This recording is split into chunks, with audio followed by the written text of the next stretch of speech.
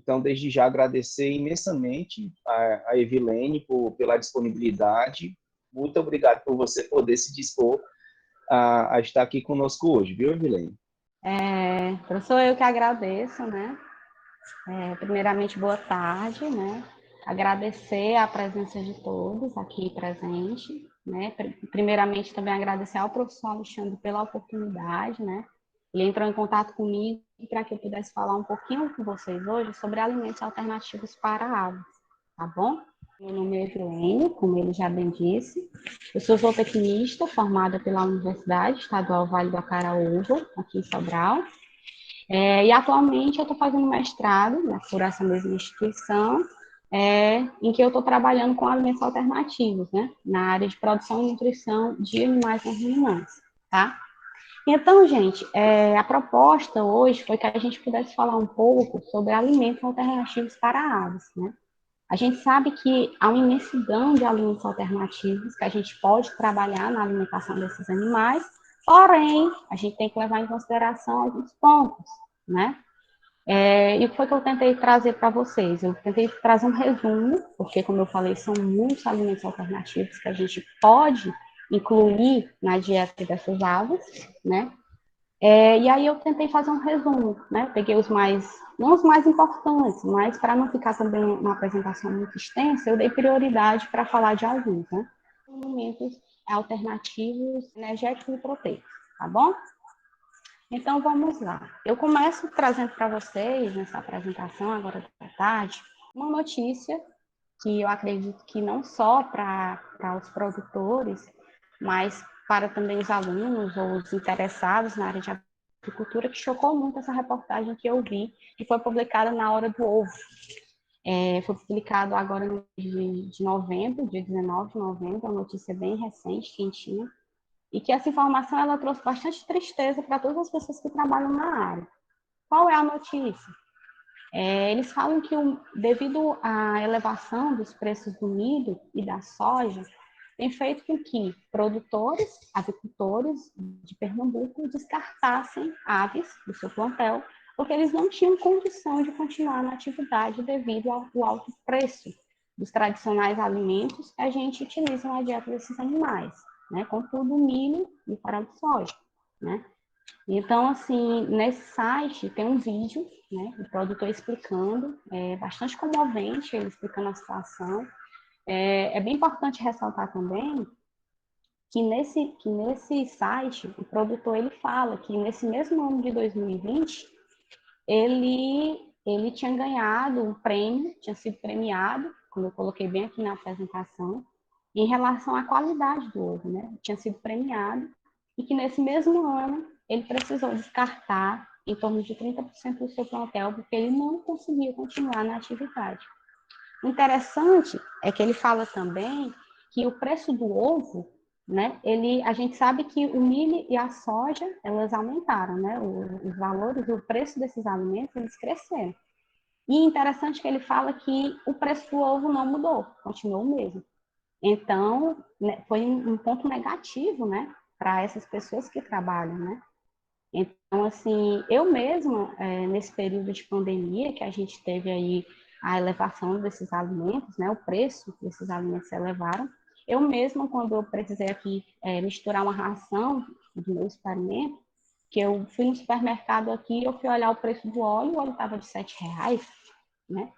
Ok, eu ia comprar uma quantidade pouca, né, uma pequena quantidade para utilizar, mas vocês imaginem aí os grandes produtores, né, que têm um plantel de 100 mil aves, é complicado. Então, eu começo a nossa apresentação de hoje falando sobre isso. O elevado preço dos principais alimentos utilizados na dieta das aves, né, no caso o milho como fonte energética e a soja como fonte proteica, fazem com que produtores descartem o plantel. E aí a gente vem com a perguntinha, e os alimentos alternativos? Será que eles podem entrar em substituição parcial ou em substituição total a esses ingredientes tradicionalmente utilizados? Pois bem, a gente vai ver isso ao longo da apresentação. Assim sendo, a gente sabe que o milho e a soja, Eles são os principais alimentos que nós utilizamos nas formulações da dieta das aves, não é isso? Porém, nós sabemos também que na época de entre-safra, que é um período entre uma safra e outra, ocorre a oscilação do preço desses alimentos no mercado.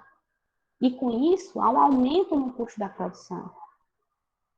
Nós sabemos também que 70% dos custos, né, de produção está relacionado à alimentação. E aí a gente se pergunta, os alimentos alternativos, eles podem sim ser utilizados na alimentação desses animais, e, como eu falei, em substituição parcial ao milho e ao farelo de soja ou total, e que tem como principal objetivo diminuir os custos de produção. Para que a gente possa usar um ingrediente alternativo na dieta desses animais, o que é que a gente deve levar em consideração? Primeiro, disponibilidade regional. Na região que eu vivencio, né, que eu moro, tem disponibilidade desse alimento que eu quero trabalhar? Potencial e logística de armazenamento. Às vezes a pessoa quer trabalhar com o feno de uma planta para oferecer na dieta desses animais, só que você vai ter um custo, um gasto muito grande para poder buscar esse material, né? Que vamos supor que às vezes é um pouco distante, então você vai ter um gasto muito grande de gasolina, de tempo. Então é aquele barato que sai caro, né? Então, potencial e logística de armazenamento, será que eu vou ter também local para armazenar esse alimento? Outro ponto, quando a gente trabalha com alimentos alternativos, a gente não pode deixar de falar sobre o valor nutritivo desses alimentos. Mas, Evelyn, quais são eles? Né?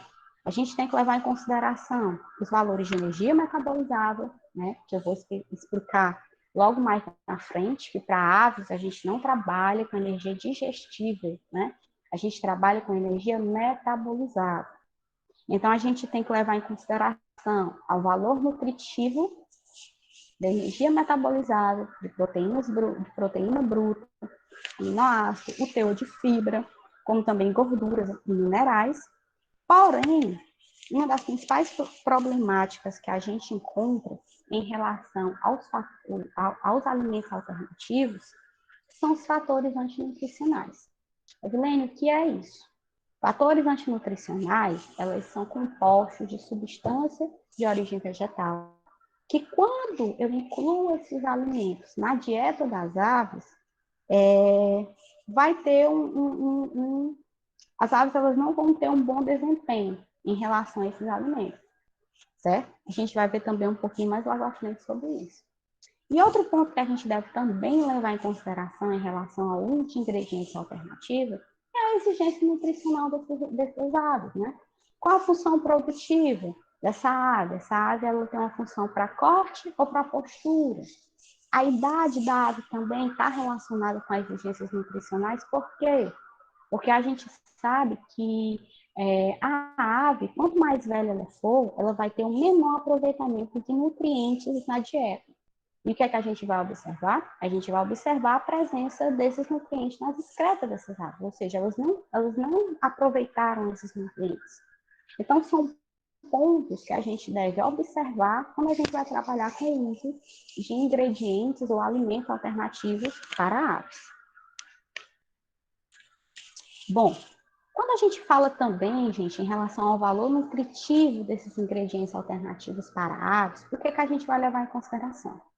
O conhecimento do valor energético, ou seja, o teor de energia desses alimentos, é de grande importância a gente levar em consideração quando a gente for trabalhar com alimentos alternativos para aves. Por quê?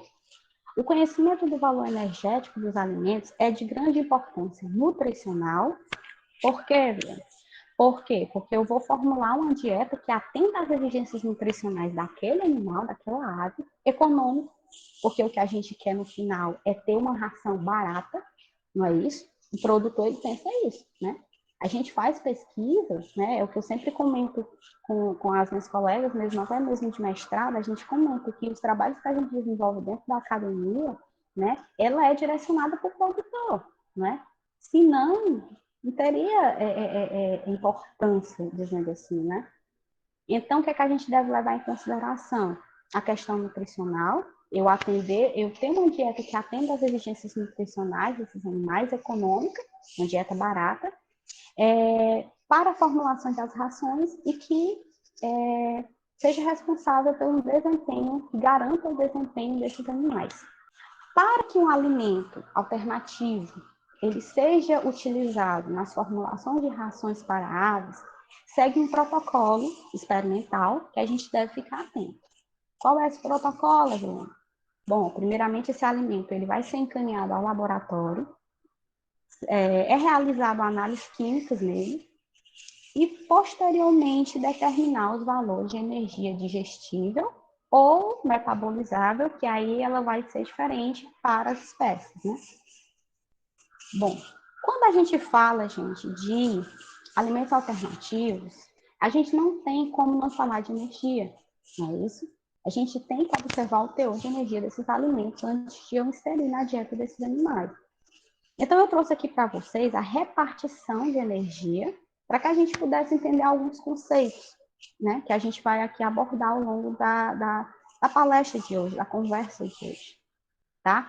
Então, lembra que eu falei para vocês que as aves, a gente não trabalha com energia digestível para aves, a gente trabalha com energia metabolizada? Pois bem, vamos lá só para alguns conceitos. Energia bruta. O que é energia bruta, né? A repartição de energia ela é dividida em energia bruta, energia digestível, energia metabolizável e energia líquida. O que é a energia bruta? A energia bruta é a energia que é medida a partir da oxidação total da matéria orgânica, que ela vai ser medida em um aparelho denominado bomba calorimétrica, tá certo? A energia digestível, por sua vez, ela vai ser determinada como a energia do alimento após o processo de digestão pelo animal. Ela vai ser calculada como? Ela vai ser calculada a partir da seguinte fórmula: energia bruta do alimento consumido menos a energia bruta das fezes.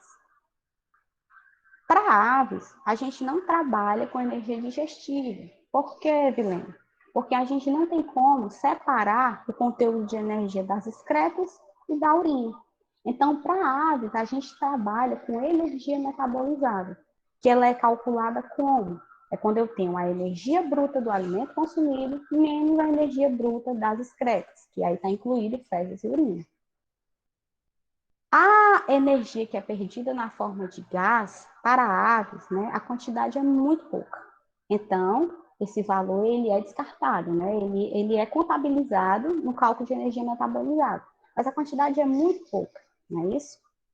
E a última é a energia líquida. O que é a energia líquida?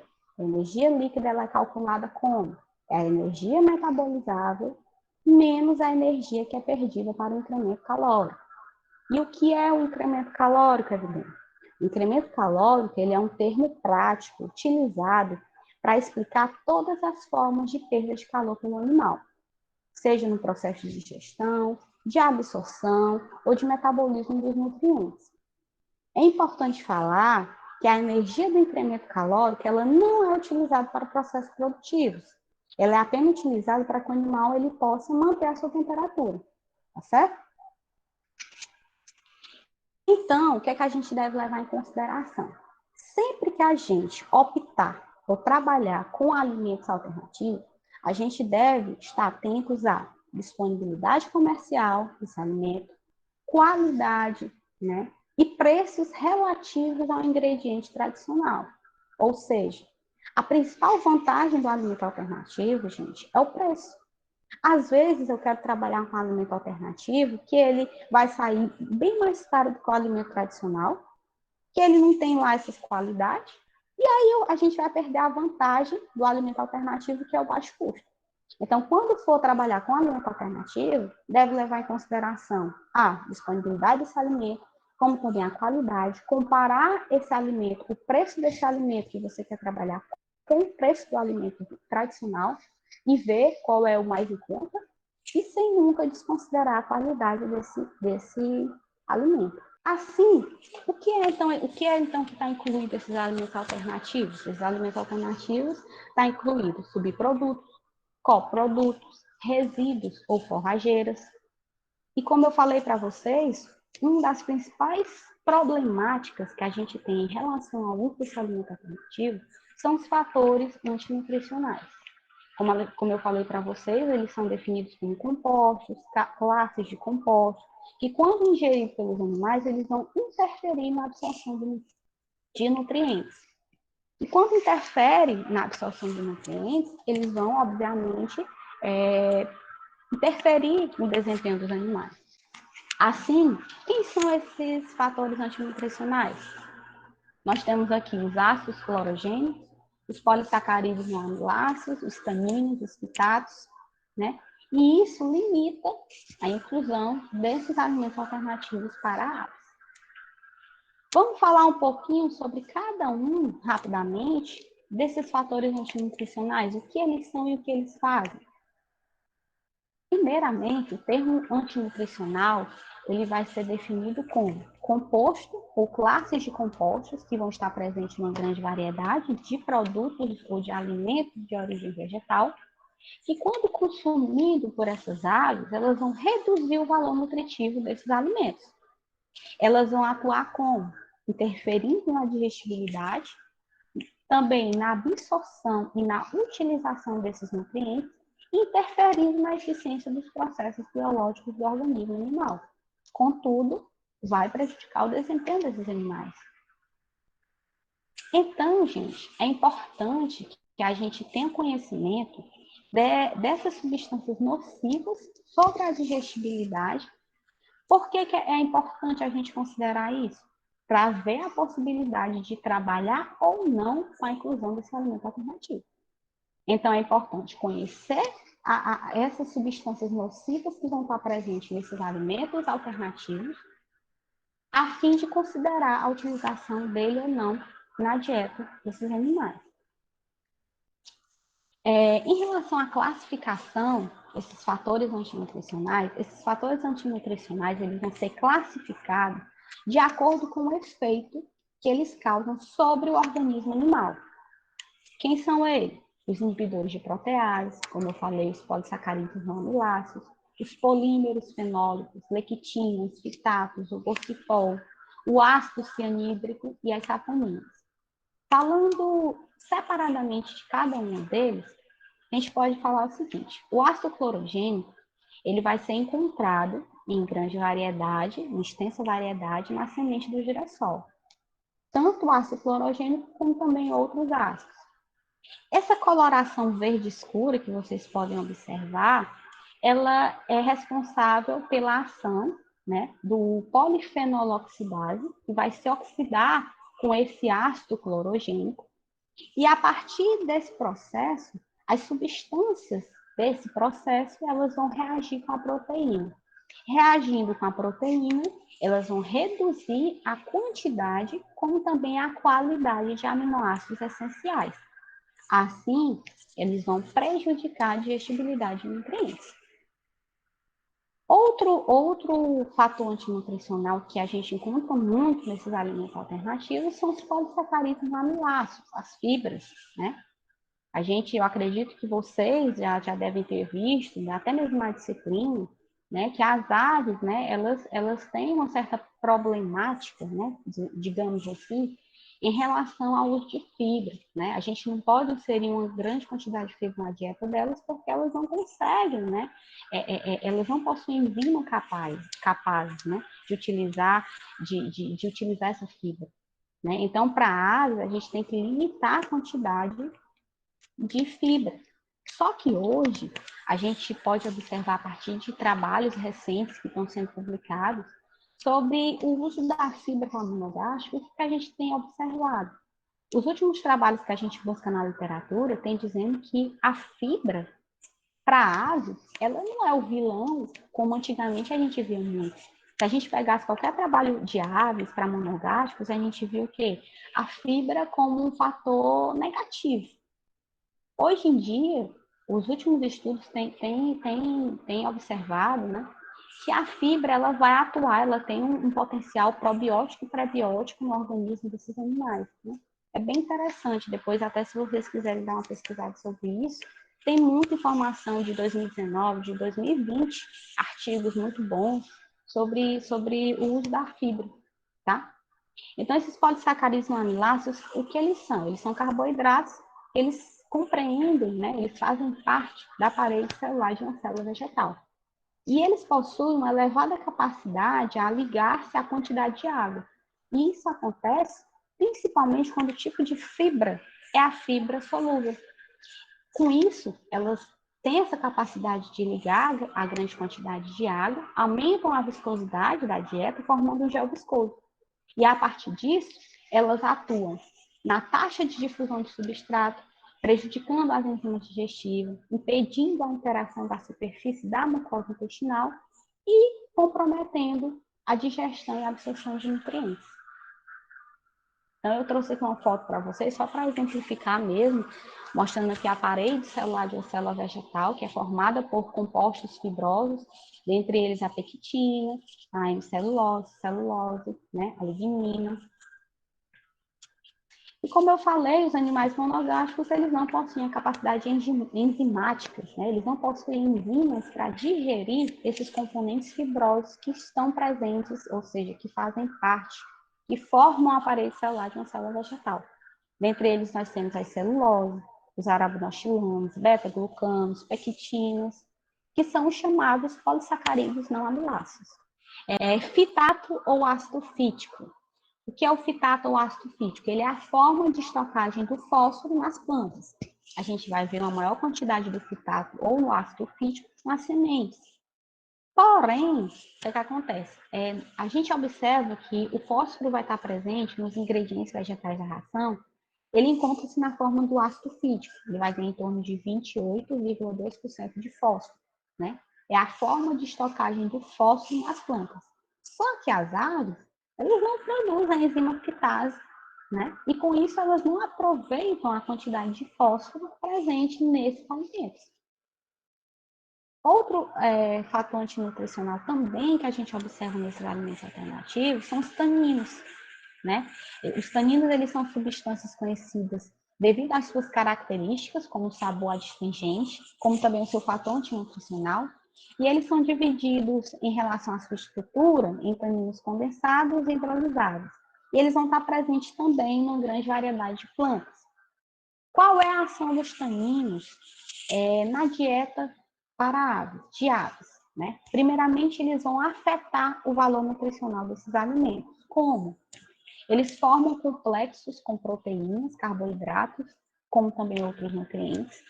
Eles agem inibindo a atividade das enzimas. Com isso, ocorre a diminuição da absorção de nutrientes, ocasionando lesões intestinais nessas aves e acaba aqui inibindo enzimas, atividade de enzimas que vão estar relacionadas tanto à digestão de carboidratos, como de lipídios, como também de proteínas. Outro fator antinutricional também que a gente conhece são os inibidores de proteases. O que são esses inibidores de proteases? Eles são proteínas, né? Que, por exemplo, na soja a gente verifica a ocorrência natural dos inibidores de tripsina, né? Na soja, possui esse fator antinutricional. E no trato intestinal, o que é que ocorre? Ocorre a inibição da ação da tripsina. E quem é a tripsina? Ela é a responsável pela digestão das proteínas. Então, quando eu tenho um alimento alternativo que ele tem como fator antinutricional os inibidores de proteases, eles vão prejudicar principalmente a digestão de quem? Das proteínas. Porque ele vai inibir a ação da tripsina, que é a responsável pela digestão das proteínas. Outro também fator antinutricional que a gente observa são os polímeros fenólicos, né? Eles são solúveis em água, eles apresentam também um sabor amargo e adstringente, como a gente observa muito esse termo na literatura. Ele possui uma capacidade de inibir a atividade de enzima, e com isso eles formam também complexos com os carboidratos, dentre outros nutrientes. Eles são classificados em ácidos fenólicos, os flavonoides e os taninos. E como eu falei anteriormente, o tanino é o que tem o maior impacto em relação à digestibilidade de nutrientes, como também a patabilidade nas dietas, né? Ele tem um sabor amargo. A lectina, elas são glicoproteínas, né? Elas estão relacionadas com os estágios de germinação e maturação das sementes. Elas também são chamadas de lectinas ou hemaglutininas. Elas possuem também uma alta capacidade de se ligarem a carboidratos e, com isso, elas acabam aqui lesionando o aparelho intestinal desses animais. E, com isso, elas prejudicam a capacidade de enzimas, como também a absorção da parede intestinal. Outro também importante fator antinutricional que a gente observa nesses alimentos alternativos é o oxibol. Ele também vai interferir no aproveitamento de nutrientes, né? A gente vai ver que eles vão interferir diretamente no aproveitamento de minerais, formando complexos com ferro e causando até anemia no animal. Né? Eles vão estar presentes de duas formas, na forma livre, como também na forma composta. E a forma composta é que ela vai ter uma grande maior toxicidade. Né? A forma composta ela costuma ser inerte, porém, com o excessivo aquecimento dela durante o processamento, né, ocorre a ligação com a lisina e, com isso, ela vai se tornar indisponível. E, com isso, ela reduz o valor biológico do aminoácido. Outro também fator antinutricional que a gente precisa saber são as saponinas, né? Elas vão atuar como? Elas estão relacionadas à modificação na permeabilidade da mucosa intestinal. E com isso, elas inibem o transporte de nutrientes. E se elas inibem o transporte de nutrientes, obviamente a absorção vai ser afetada, como também o desempenho. Então, quando a gente fala, a gente pode ver agora os principais fatores antinutricionais que a gente encontra nesses alimentos alternativos, né? E falando sobre a classificação dos alimentos, os alimentos eles são classificados, acredito que vocês também já devem ter visto aí na disciplina de avicultura, os alimentos eles são classificados em alimentos volumosos, que são os alimentos volumosos, são aqueles alimentos que vai ter um baixo teor energético, mas também ele vai ter um alto teor de fibra e de mais de 18% de fibra bruta. Eles ainda podem ser divididos em secos e úmidos, não é isso? Nós temos também os alimentos concentrados, que são alimentos que possuem um alto teor de energia, menos de 18% de fibra bruta, e eles ainda são divididos em alimentos concentrados energéticos, que são aqueles alimentos com menos de 20% de proteína bruta. Eles vão estar presentes tanto de origem vegetal, que a gente tem o milho, o sorgo, o trigo, o arroz, o melaço, as polpas, como também de origem animal, que a gente vai ter os sebos, né, de gordura animal. Nós temos também os alimentos concentrados proteicos, que são aqueles alimentos concentrados com mais de 20% de proteína bruta. Eles vão ser tanto de origem vegetal, que a gente tem o farelo de soja, algodão, girassol, soja, né, o grão, farelo de amendoim, caroço de algodão, a cama de frango, também é de origem vegetal, e de origem animal, que a gente tem a farinha de sangue, de peixes, carne e ossos. Eu coloquei até aqui, né, que eu acredito que vocês devem saber que para ruminantes, né, esse tipo de alimento concentrado proteico ele não é utilizado, né? Ele foi proibido, teve uma proibição do Ministério da Agricultura, devido aí às doenças, né, que foram desencadeados, o mal da vaca louca, e aí tem outros também.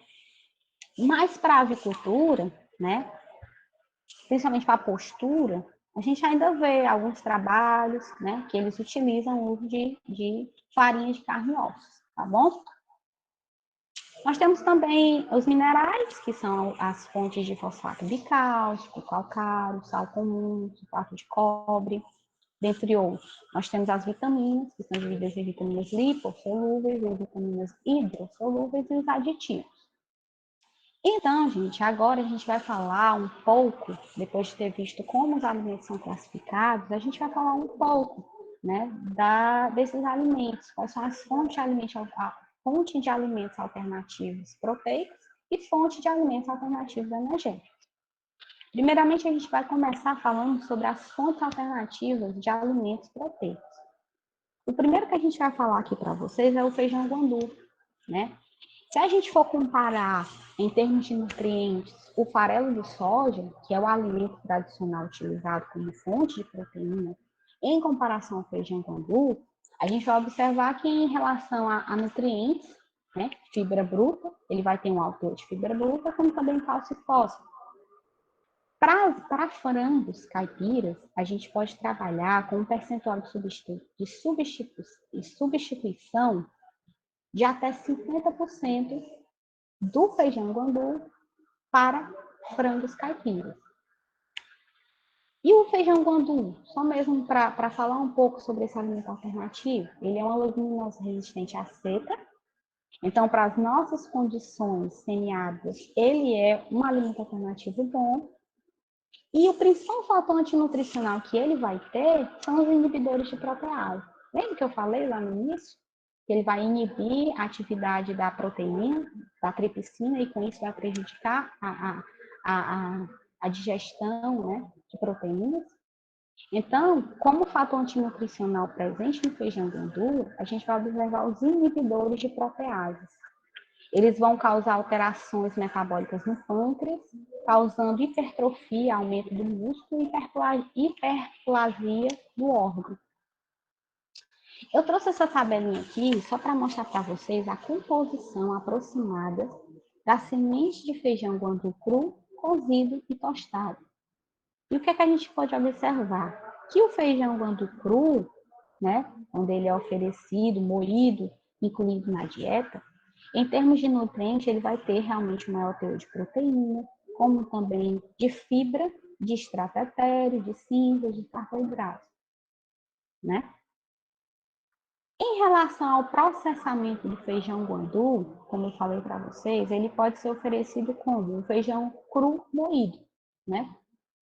Tem também a farinha, que ela é obtida a partir da moagem do grão, e tem também o processamento do feijão guandu, que pode ser cozido ou tostado.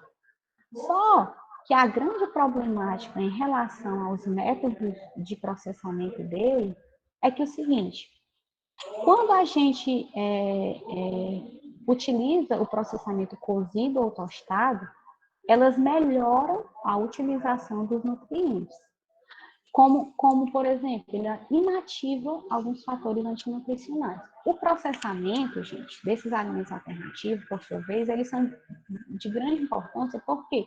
Porque eles vão melhorar a utilização desses nutrientes. A gente vai ver logo mais à frente que tem aí alimentos alternativos que possuem ácidos, né?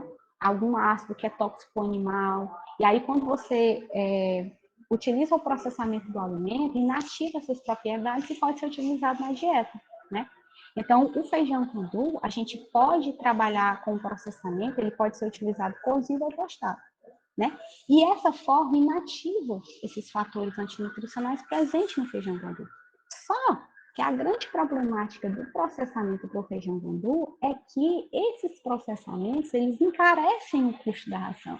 E o que é que eu quero? Eu não quero uma ração cara, né? Eu quero uma ração barata. É por isso que eu estou trabalhando com alimento alternativo.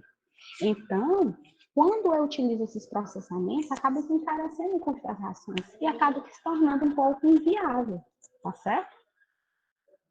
Em relação ao feno da folha da mandioca, né, em termos de nutrientes, também é um alimento alternativo proteico, a gente vai observar que quando a gente vai comparar em termos de nutriente o farelo de soja, que é o alimento tradicional utilizado, com a folha da mandioca, a gente vai observar que ela vai ter um alto teor de fibra, como também um teor um pouco elevado de gordura, estatotérico, e altos teores de gordura, aliás, de cálcio e de fósforo.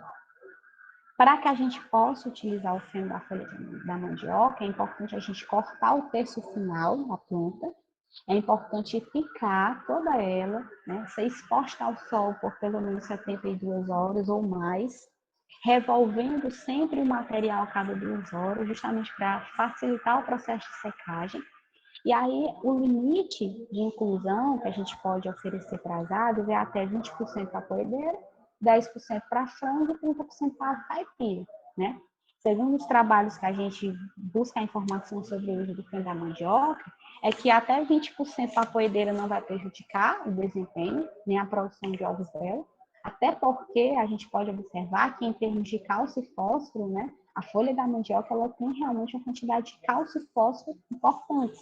principalmente para poedeiro, né? Que vai haver a formação do ovo, né? E vocês sabem, que a gente sabe, na verdade, que a gente usa uma grande quantidade de cálcio e fósforo, né? Para poedeiro, justamente porque é o cálcio e o fósforo que são responsáveis praticamente, né? Pela boa qualidade do ovo. Para frangos, a gente trabalha apenas com até 10%, segundo os trabalhos que a gente vem observado, que aí não vai interferir no desempenho do animal, nem do rendimento de carcaça, e até 30% para aves caipiras, que são aves até mais rústicas, né? Bom, é importante falar que os principais resíduos e subprodutos que são originados do processamento dela, da mandioca, é o quê? A raspa da raiz, como também a folha, o caule e a farinha de varredura. E todos esses resíduos ou subprodutos, né, que até então eles poderiam ser descartados, né, eles têm um alto potencial para alimentação de aves, né? Então, aqui a gente tem uma foto mostrando a planta aí com uma bastante quantidade de folha. A gente vai utilizar o texto final da planta e aqui uma foto ilustrando o feno pronto para ser incluído, né, na dieta das aves. E aí é sempre importante a gente lembrar do ponto do feno, né? Não sei se vocês aí já tiveram a oportunidade de ver um feno pronto para ser incluído na dieta de algum animal, mas aí para a gente saber o ponto dele, né? O senhor Alexandre sabe disso, que é quando a gente coloca na mão, a gente aperta e vê que realmente ele está numa consistência bem seca, né? Aí é o ponto certo do feno para a gente incluir na dieta, né? Nós temos, então, só mesmo a título de curiosidade que eu trouxe para vocês, em relação ao feno da folha da mandioca, ela é conhecida por diversos nomes, né, dependendo aí do local onde esteja, de caçava, manioque, iuca, tapioca, sagu, o aipim, né, no Rio de Janeiro, ou a macaxeira aqui para a gente, Nordeste, e a mandioca doce, né. Ela pertence à família das euforbiáceas, né? E o principal consumo dela, ela vai estar concentrada, da mandioca em si, né? Ela vai estar concentrada no Nordeste, no Norte e no Centro-Oeste. E as espécies, elas são divididas em dois grupos. Os grupos das mansas e bravas, né? Aqui eu estou trazendo só o feno da folha da mandioca, mas aí quando a gente vai falar logo mais à frente sobre alimento energético, também vou falar um pouco da mandioca em si, né? E aí, a gente tem que observar só em relação a essa espécie brava, né, que ela é tóxica, que leva ao óbito mesmo, o animal vem a óbito, né, se for utilizado ela sem expor ao sol. Então, ela é uma ótima alternativa para a alimentação das aves, justamente devido à disponibilidade dela. A folha da mandioca, ela é uma boa opção, uma boa alternativa para ser utilizada na alimentação das aves, justamente na época do ano em que ocorre a escassez, né? Os pastos eles caem em quantidade como também em qualidade, e aí surge a opção da folha da mandioca para ser utilizada. Ela apresenta um alto potencial proteico, como a gente observou, bastante relevante para a alimentação de monogástricos, além de ser rico em carotenoides, né, em percussores de vitamina A, vitaminas do complexo B, C. E todos, agora, a grande problemática em relação ao feno da mandioca é que todas as partes dela, raiz, folha, todas as propriedades, todos os resíduos, os subprodutos dela, ela vai ter uma grande variedade de glicosídeos cianogênicos, né? Que é aí um ácido que a gente tem que tomar cuidado quando a gente for oferecer na dieta desses animais, né? E a gente vai falar, quando a gente estiver falando um pouquinho mais sobre a mandioca como alimento energético.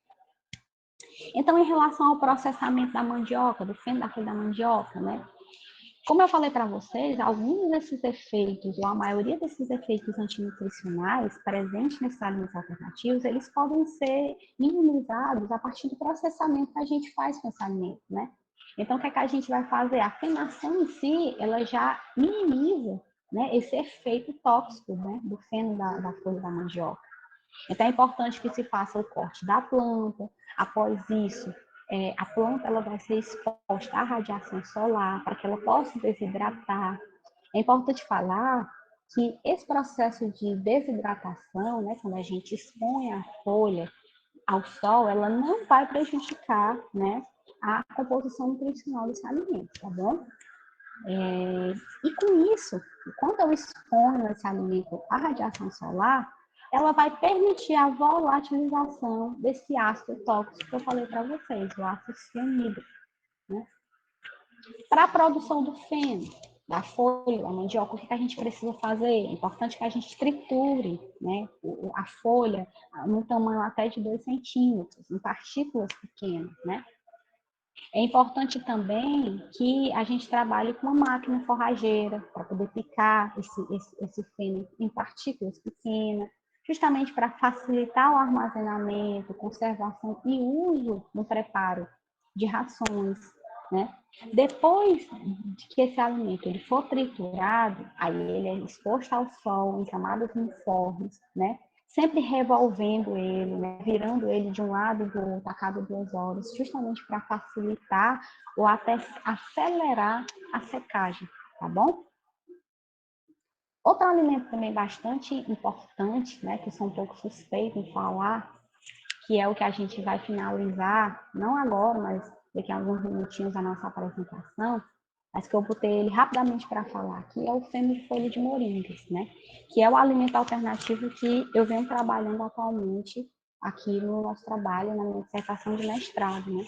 Em relação a termos de nutrientes, se a gente for comparar a moringa com o farelo de soja, a gente vai observar que em termos de fibra, ela vai ter um elevado teor de fibra em relação ao farelo de soja.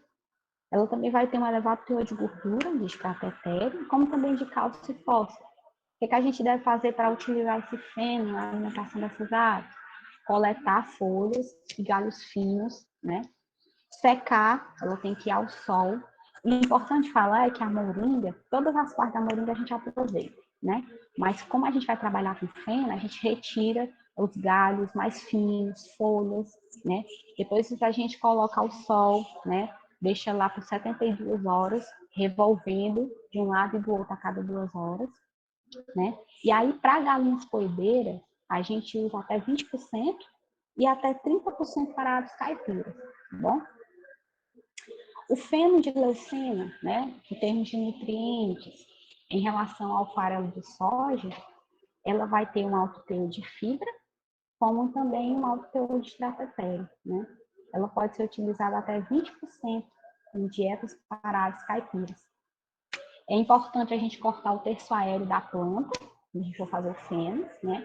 É importante falar também que esse feno de leucena, ele apresenta um bom poder pigmentante, né? Ele vai ter uma grande presença de carotenoides, né?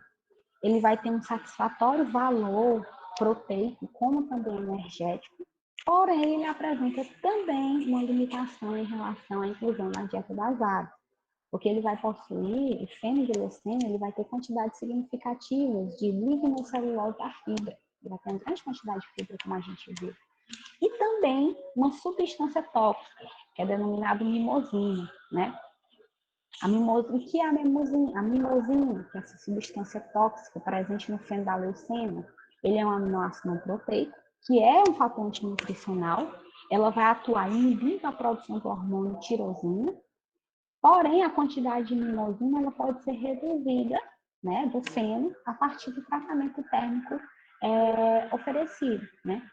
Então, mais uma vez falando para vocês que quando a gente faz o processamento desse alimento alternativo, expondo ele ao sol, eles vão perdendo algum desses fatores antinutricionais e aí a gente utiliza normalmente na dieta dessas aves.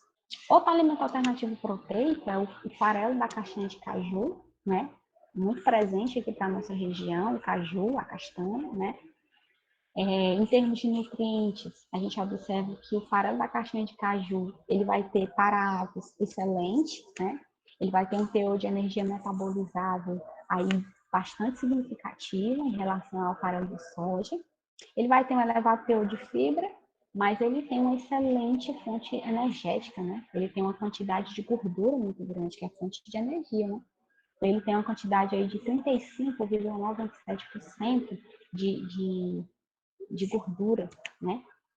E também ele tem uma quantidade um pouco elevada de fósforo em comparação ao farelo de soja.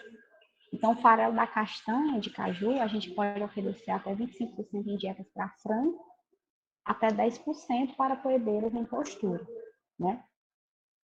Só falando um pouquinho também a respeito do farelo da castanha de caju, né? Ela é considerada uma fonte moderada de proteína, como vocês viram, uma excelente fonte de energia, justamente por apresentar um alto teor de gordura. E ela vai ser, e o farelo da castanha, ele vai ser um alimento de baixo incremento calórico, né? E com isso ele pode ser incluído na alimentação das aves, né? Além desse farelo da castanha, a gente tem também outros coprodutos que são gerados do beneficiamento do caju, né? Do suco, aí a gente tem os resíduos. Um que a gente pode também trabalhar na dieta desses animais é a polpa do caju desidratado, né? Segundo alguns autores, né? Segundo alguns artigos, materiais que a gente busca aí na literatura para ter mais informação para trazer, é que a polpa do caju desidratada, ela vai apresentar níveis variados de tanino, né? E com isso também ela pode interferir um pouco no aproveitamento da energia e também da proteína. Além de possuir também níveis de fibra elevados, para aves é uma problemática, né? Assim, a gente vai falar agora um pouco sobre os alimentos alternativos energéticos, que podem substituir ou parcialmente ou totalmente o milho nas dietas das aves e, consequentemente, a gente ter uma diminuição no custo. Primeiro vamos falar sobre o sorgo, né? Um alimento aí bastante conhecido, fonte energética, né? Se a gente for comparar aí em termos de nutriente, o sorgo, né? Ele vai possuir também um teor um pouco maior, né? De proteína, de fibra, né? De lisina e um pouco de fósforo, né? Em comparação ao milho. Ele possui variedades baixas de tanino e ele pode substituir até totalmente o milho. Vocês estão vendo? Então, eu posso substituir totalmente o sorgo pelo milho. Mas aí, alguns cuidados também é importante a gente tomar, né? Triturar o grão antes de misturar a ração, né? A gente não pode deixar de falar também que no sorgo ele vai ter um fator antinutricional, né? Eles são produzidos com compostos fenólicos, em destaque para o tanino. Esse tanino, eles são adstringentes, né? E o interessante é que o tanino também ele protege o grão de ataques de pássaros, de patógenos, né? E como a gente já vem falado, né? Que o tanino é um fator nutricional, né? Lembra que eu falei para vocês sobre o centro da folha da mandioca como alimento proteico? Agora a gente vai falar um pouco sobre a mandioca em si, integral, como também a raspa, que é uma fonte energética, né? Então, quando a gente aí vai comparar em termos de nutriente o milho com a mandioca integral e a raspa da mandioca, a gente vai observar que o quê? Em relação aos teores de fibra, né? A mandioca ela vai ter aí em torno de 5,42% de fibra. Já a raspa da mandioca vai ter 4,18%. Eles vão ter também aí um alto teor de cálcio, comparado à fonte de milho.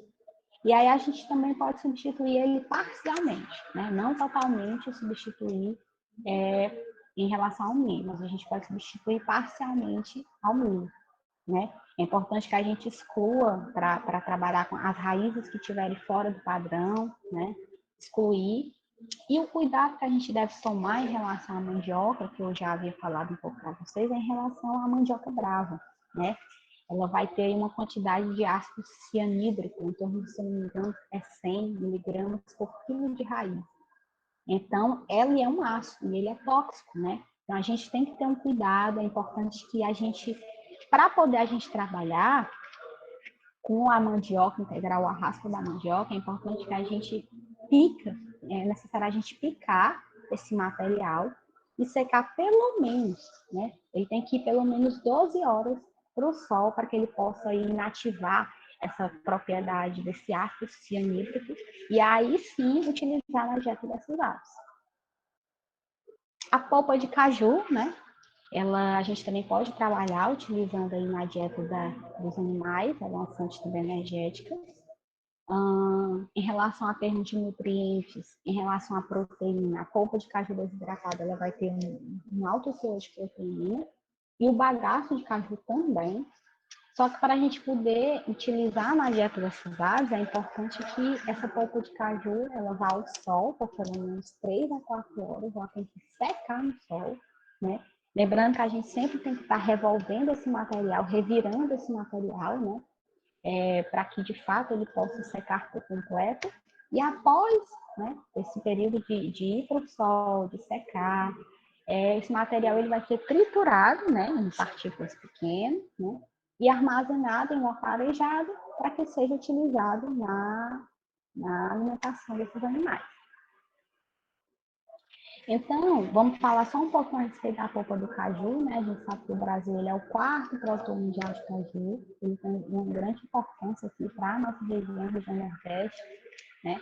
Ocupando aí uma área de 710 mil hectares, representando aí 99,5% da área com caju no Brasil, né? O resíduo do caju, né, ele pode ser utilizado, o resíduo está incluído o quê? A semente, as cascas, né? Ele pode ser utilizado com restrição nas rações de aves, com níveis inferiores até 20%. Eu trouxe aqui esse autor, gente, Teixeira, 2012, que ele trabalhou com a utilização de zero, né? Ou seja, ele trabalhou com 8%, 12%, 16% de inclusão da polpa do caju na ração. E o que foi que ele observou? Só mesmo para título de curiosidade para a gente aqui, ele observou que quanto maior foi a porcentagem do pseudofruto do caju, melhor é a qualidade de ovo avaliada, né? Então, a gente pode sim usar a polpa do caju para ave, só que a gente tem que ver até quanto a gente pode trabalhar, né? Segundo esses trabalhos que a gente busca, pode usar em níveis inferiores a 20%, não mais que isso, né? E aí vai acabar prejudicando o desempenho desses animais. Para codornas, né? Em um outro trabalho que a gente foi buscar aí, conhecimento para trazer para vocês, é que o nível de até 16% de inclusão do farelo da polpa de caju, ela não prejudica o desempenho e nem a qualidade de ovos de codornas, né? Então, a gente, para codornas, a gente pode trabalhar aí com a polpa de caju até 16%, tá? A polpa de caju, ela também apresenta em sua composição níveis de tanino, né? E com isso, vai também interferir no aproveitamento de proteínas e energia. Ela também vai ter altos níveis de fibra, né? Que é um pouco elevado quando a gente está trabalhando com animais não ruminantes, especificamente as aves, né? Então, alguns autores, outros autores, na verdade, eles afirmam que a gente pode trabalhar até com 15%, né, da polpa do caju desidratada para ração de frango de corte, que não vai interferir no desempenho, né, nem na qualidade de carcaça desses animais.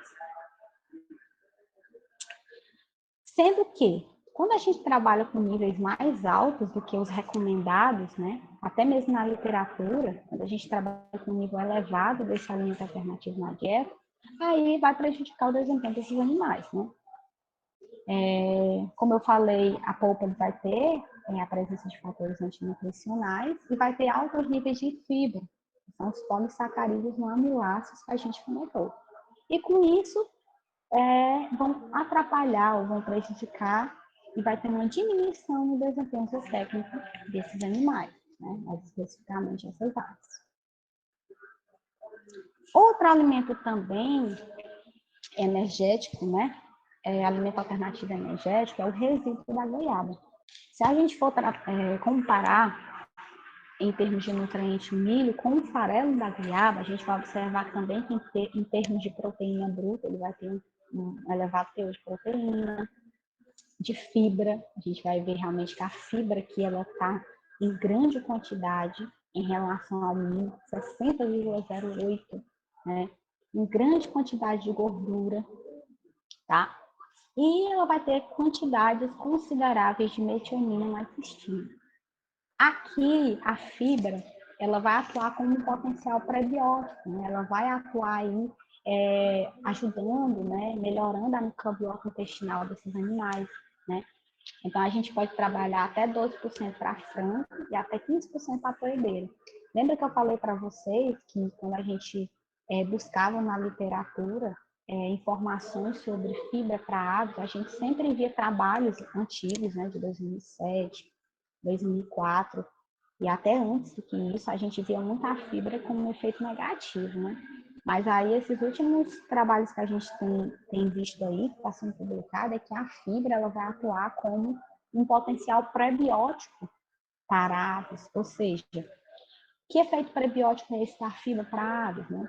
Ela vai ter um efeito benéfico sobre o hospedeiro, porque ela vai estimular seletivamente o crescimento, como também a atividade de uma ou mais bactérias benéficas do cólon, melhorando assim a saúde intestinal do seu hospedeiro, tá? Então, a gente já está começando a observar que a fibra ela está sendo importante. É claro que também oferecer a quantidade de fibra de acordo com a categoria, com a idade, né? É bem importante para não vir a ter um resultado contrário, né? Mas aí a fibra ela não está sendo mais como um vilão para monogástricos, como a gente via anteriormente. Então, o resíduo da goiaba ela vai se destacar devido à quantidade de vitaminas, como também de minerais, teores de fibra, como a gente viu, e compostos antioxidantes. Então, ela vai ser também importante para as funções fisiológicas da água. Então, em relação ao processamento do resíduo de goiaba, o que é que a gente pode observar? É importante que essa resíduo de goiaba, é importante que seja realizada a secagem ao sol. Essa secagem ela deve ser feita por pelo menos 8 horas durante 15 dias, né? Justamente para que se possa ser utilizado na dieta e não venha a prejudicar o desempenho desses animais. Esse resíduo ele pode ser moído em forma de farelo e a partir daí incluir na dieta dessas aves. Outro alimento também bastante usual aqui para a gente, né? E que também a gente pode inserir na dieta dessas aves como fonte energética são os resíduos da acerola, né? Em termos de nutrientes, quando a gente compara com o milho, a acerola ela vai ter em torno de 8,5 em torno de proteína bruta, né? Vai ter aí um teor também alto de fibra e vai ter uma quantidade a mais de cálcio e fósforo em relação à fonte energética que é o milho, o tradicional alimento utilizado. Para aves, a gente pode trabalhar até com 10% em dietas para frango de corte, a gente pode inserir até 10% do resíduo da acerola, né? Para frango de corte, e até 12% em dietas para codornas na fase de postura, né? Em codornas japonesas, tá? Sem que prejudique o desempenho desses animais, né? Quando a gente fala em relação ao processamento do resíduo da acerola, o que é que está incluso o resíduo? Quando a gente fala assim, o resíduo desse alimento ele pode ser incluído na dieta. O resíduo é o quê? A semente, as cascas e a polpa, né? A acerola, por exemplo, após o processamento, né, da fruta, né, tem o suco e aí tem esses resíduos, né, que por sua vez eles poderiam ser descartados, mas que eles podem ser utilizados na alimentação animal, né? Então, como é que deve ser feito o processamento do resíduo da acerola? Ele deve passar por um processo de secagem ao sol por pelo menos 8 horas durante 15 dias, né? Após isso, esse resíduo ele vai ser moído em forma de farelo e a partir daí é que se pode incluir na dieta dessas aves, tá? Outro alimento também bastante importante é a torta de babaçu, né? A torta de babaçu ela tem aí todo um histórico, né? Uma importância ecológica, uma importância social, política, né? O babaçu ele é um recurso extrativista, né? A exploração desse tipo de recurso ele é responsável pelo trabalho de várias famílias, né? E o que acontece? A torta de babaçu ela surge justamente num período de entre-safra de produtos. Então, a torta de babaçu, ela apresenta numa época que a gente vai ver a entre-safra do milho e da soja, né? Interessante. E aí a gente também pode trabalhar com a torta de babaçu para aves, né? A título mesmo de curiosidade, falar um pouco a respeito da babaçu, ela é uma palmácea brasileira, em grande distribuição geográfica.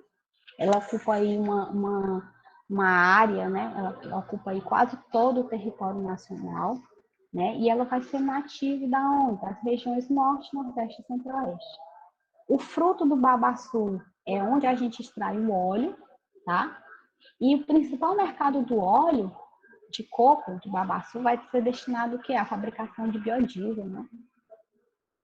Não só isso também, mas hoje a gente vê muito aí, né, as mulheres aí presentes, o óleo de coco, né, vem sendo bastante difundido aí pelos cabelos, né, e tem toda aí essa parte aí cosmética, né, que vem sendo utilizada, bastante importante. Em relação ao processamento aí do babaçu, na fábrica, né, ele é armazenado por até 3 meses, para que se possa, para que essa torta de babaçu ela chegue à sua maturação completa. E a partir disso é que vai melhorar o aproveitamento desse produto. E aí os cocos eles vão ser levados por uma esteira para as máquinas onde vão quebrar, são as máquinas quebradoras, né? Ocorre a pelagem do coco, liberação do epicarpo, depois a liberação do mesocarpo. E aí esse mesocarpo ele vai ser moído e ele vai gerar 3 tipos de farinha. A farinha orgânica, a média e a amilase. Eu trouxe aqui também para vocês um trabalho que ele fala, né? Só para a gente, é importante sempre quando a gente falar sobre, a gente pode incluir esse alimento alternativo, mas aí a gente tem que meio que comprovar, né? Será que está sendo usado? Né? Mostrar de fato que ele está sendo utilizado. Então eu trouxe aqui só mesmo para vocês verem a inclusão da farinha do mesocarpo do babaçu, né? Que foi uma pesquisa que foi feita, e aí o autor ele incluiu 6, né? 0%, 6%, 12% e 18%. Ele ofereceu nas dietas de frango da linhagem Ross, né?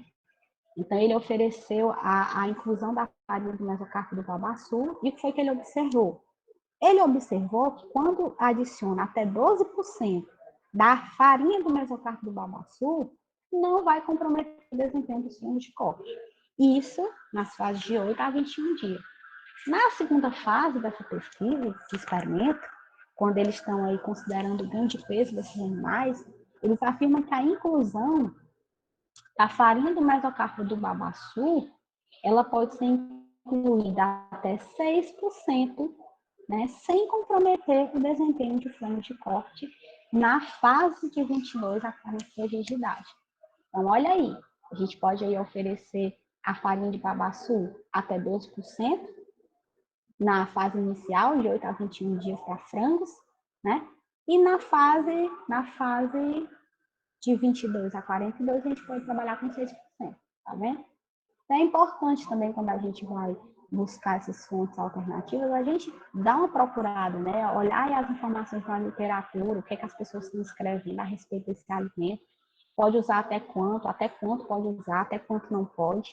Porque aí é o seguinte, né? Quando a gente ultrapassa esses valores recomendados na literatura, ou seja, já foi feito trabalho com aquele alimento e observou que até tanto não prejudica. Mas aí quando a gente trabalha com uma quantidade a mais, aí já vai prejudicar o desempenho do animal. Então é bem importante a gente buscar esses assuntos na literatura, né? Então o mesocarpo do babaçu ele vai ser constituído basicamente de água, carboidratos, né, amido e celulose, proteínas, lipídios e sais. A porção amilácea do coco, ela apresenta de 52% a 71% de amido. Ele vai ter em torno de 3.689 quilocalorias por grama de energia bruta e acaba sendo uma excelente fonte de energia para aves, né? Ele possui também um alto teor de fibra, em torno de 37,33%. Aqui eu trouxe para vocês só uma curiosidade, mostrando aqui o coco babaçu, né? Eu achei importante trazer para vocês que ele fala que o epicarpo ele compreende em torno de 12%, né, do coco. Ele pode aí ser utilizado, ele tem vários usos e aplicações, desde embalagem, fabricação de escova. Já o mesocarpo ele entra com 20,4%, né?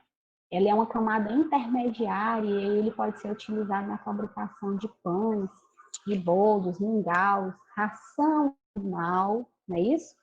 e o uso também na produção de etanol como uso medicinal.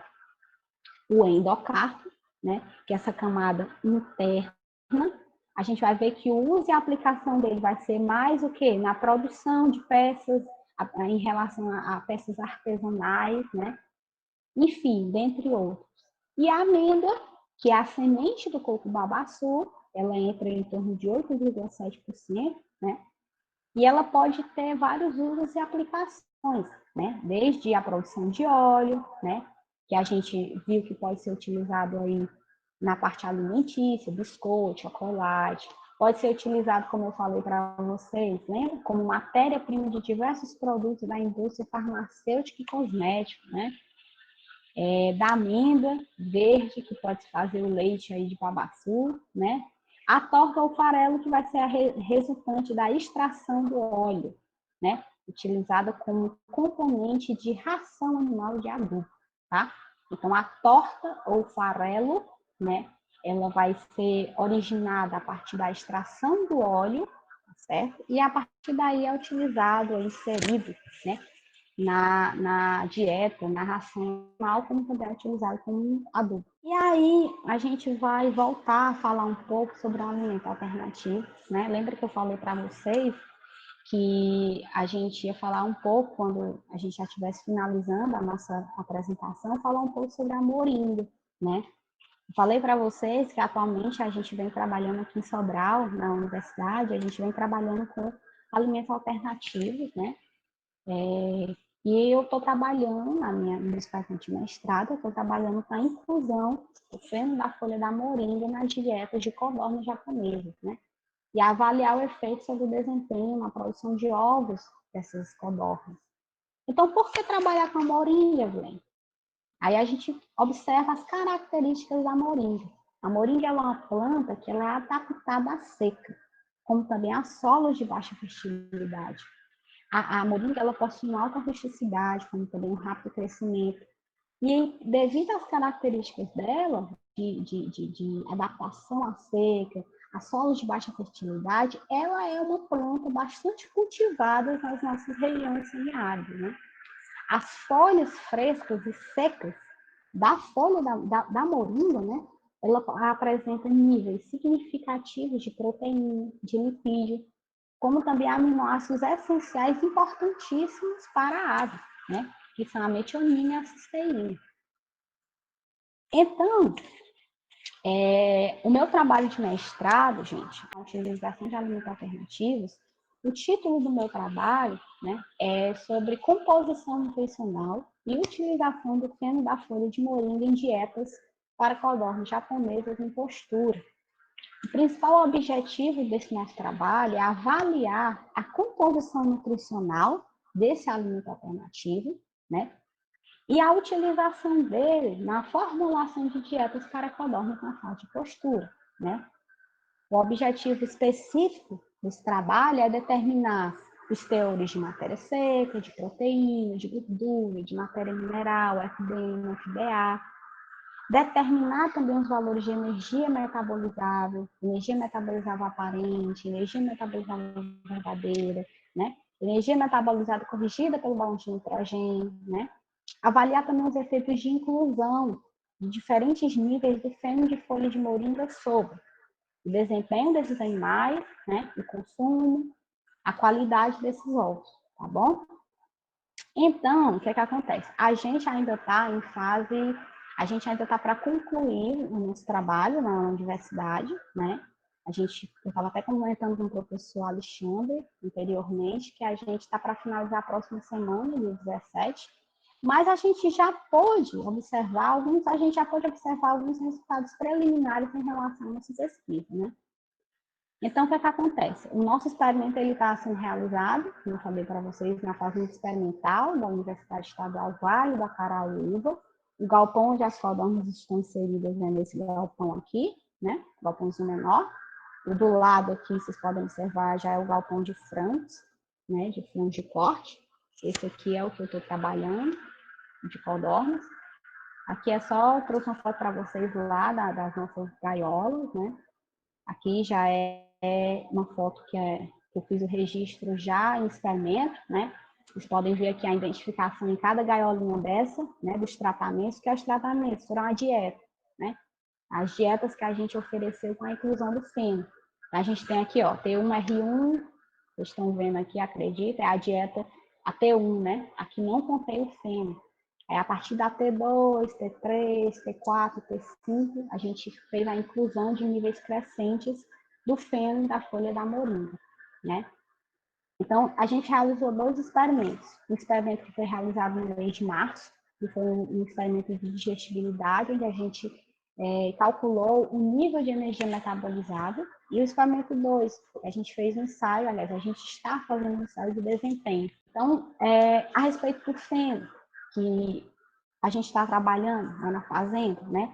Esse feno, né? Aliás, as folhas, né? A gente adquiriu lá da cidade de Granja, Ceará, né? De uma propriedade particular, né? De um produtor que ele possuía moringa no quintal dele. E aí é interessante, né? Falar para vocês que às vezes, né? Às vezes aí tem filho de produtor, talvez ele assistir na palestra, e às vezes a gente não sabe o potencial que a gente tem ali no nosso quintal, né? Quando eu trabalhava na época que eu trabalhava com agricultura familiar, com o Dr. Éder, né? A gente sempre visitava os quintais produtivos dos agricultores e, às vezes, né, eles não sabiam a grande importância de algumas plantas que eles tinham, que eles cultivavam ali na propriedade deles, né? E que poderia ser utilizado na alimentação dos animais deles, né? Então, essa moringa que a gente está trabalhando agora, ela foi proveniente lá de Granja, Ceará, como eu falei, de uma propriedade particular, que o produtor ele utilizava tanto na alimentação animal, como ele comercializava o feno excedente, né? Então, a gente retirou galhos finos e folhas, né? A colheita a gente fez 3 meses após o último corte, que foi há 2 anos atrás. Essas folhas elas foram levadas até a fazenda experimental da Universidade Estadual Vale do Acaraúba. Essas folhas elas sofreram um processo de desidratação, né? Elas foram expostas ao sol por pelo menos 72 horas. A gente fazia o revolvimento aí dessas folhas a cada 2 horas, justamente para facilitar aí a questão da secagem. Depois, passadas as 72 horas, esse material ele foi triturado, né? Para que ficassem partículas menores, como a gente comentou lá, em torno até de 2 centímetros. E aí a gente armazenou em um local adequado para que depois a gente pudesse utilizar, incluir na dieta das codornas, né? Então, como é que foi esse meu ensaio de desempenho? A gente está trabalhando lá na fazenda com 150 codornas japonesas. Elas estavam mais ou menos com 150 dias de idade. É bem importante falar que as codornas elas atingem um alto pico de produção aos 84 dias de idade, tá? E quais foram os tratamentos em relação ao somente desempenho? As dietas que a gente ofereceu para esses aves, elas foram compostas de 5 dietas, para vocês entenderem de uma forma bem simples. 5 dietas. Que dieta foi essa, gente? A dieta T1, que a gente chama de dieta controle. O que é a dieta controle? Aquela dieta que não vai ter inclusão do alimento alternativo que a gente está testando. É uma dieta à base de milho e soja normal, sem inclusão de alimento alternativo. Já a partir da T2, a dieta 2, a gente incluiu 3% do feno de folha de moringa, ou seja, entrou aí 720 kg do feno. A gente tem uma dieta T3, uma dieta 3, né? Que a gente incluiu aí 6% de feno de folha de moringa. Na dieta T3 entrou 1,440 kg de moringa. A T4 foi uma dieta com 9% de inclusão de feno, ou seja, entrou 2,16 kg de feno. E a dieta T5, que foi uma dieta com 12% de feno de folha de moringa, ou seja, entrou 2,880 kg. Foi o maior valor que a gente trabalhou, até 12%. E aí, como eu falei para vocês, quais foram os resultados que a gente ainda está, na verdade, como eu falei para vocês, são resultados preliminares, porque o experimento a gente ainda está terminando, mas o que, é que a gente já pode observar com relação ao oferecimento desse alimento alternativo para a codorna? A gente observou, gente, o seguinte, que as aves, no caso as codornas que receberam a dieta T1, que é a dieta que eu falei para vocês, sem inclusão de feno de folha de moringa, é a nossa dieta controle, que a gente chama aqui, a gente observou que essas aves que não receberam o feno, elas tiveram uma boa produção de ovos, diferentemente das aves, das codornas, que receberam a dieta contendo folha de feno de moringa, né? Então, a gente observou que quando aumentava a inclusão do feno de folha de moringa na dieta dessas codornas, a gente observou uma queda na produção de ovos, né? No ensaio de desempenho, lá na UVA, a gente está fazendo como? A gente fez 3 ciclos ou 3 períodos de 21 dias. E ao final de cada período desse, a gente está avaliando o consumo de ração, a gente pesa de ração no comedouro, como pesa a sobra de ração nos potinhos, né, que a gente identifica com os tratamentos, a gente pesa para depois a gente calcular o consumo, né? A gente contabiliza a quantidade de ovos que cada codorna colocou, em cada gaiolinha daquelas, que eu mostrei para vocês naquela foto, a gente colocou 6 codornas em cada gaiolinha daquela, né? Então, a gente observou que as codornas que estavam recebendo a inclusão do feno de moringa, né, elas estavam diminuindo a produção de ovos, né? Às vezes a gente chegava lá no galpão, porque só mesmo também a título de curiosidade, a postura de codorna é diferente da postura de galinha, né? Galinha poedeira normal.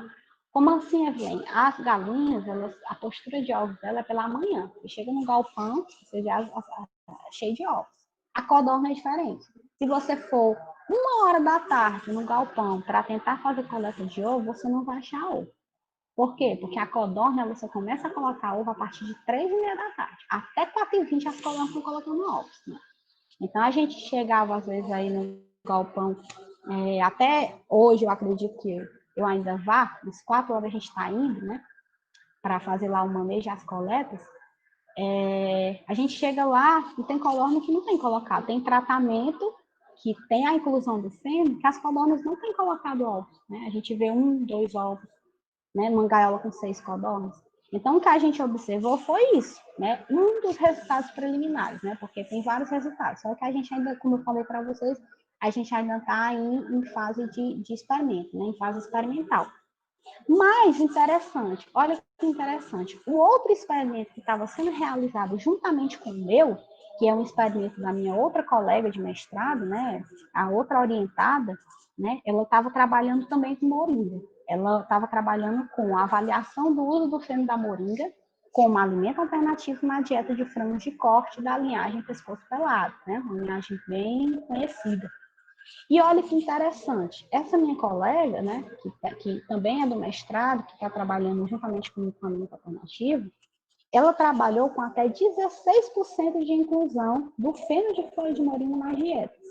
E olha que interessante o que foi que ela observou.